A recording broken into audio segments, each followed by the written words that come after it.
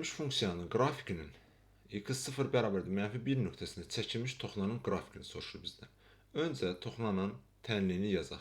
Düstur olaraq y bərabərdir f(x0) üstə gəlinsin f(x0), yəni funksiyanın törəməsi və mötərizədə x çıxılsın x0 şəklində yazırıq.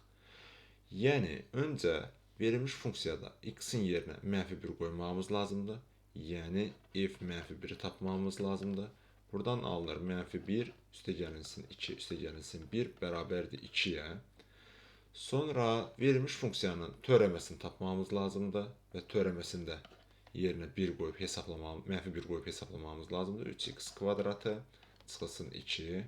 O isə bərabər olmuş olur 3 çıxılsın 2 bərabərdir 1-ə və onu da yekunda belə yazmış olur. Y bərabərdir. Funksiyanın özündə -1 qoyarkən 2 aldığımız üçün yerinə yazıram 2. Bunun yerinə 2 yazıram. Bu isə 1-ə bərabər olduğu üçün yazıram. Üstə gəlinsin 1 vurulsun mötərizədə x çıxılsın və -1 şəklində yazıram.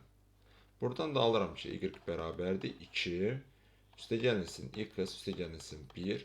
O isə bərabər olmuş olur x üstə gəlinsin 3-ə. Deməli, verilmiş funksiyanın x0 bərabərdir -1 nöqtəsində toxunanın tənliyi, yəni düz xəttin tənliyi x + 3 şəklindədir.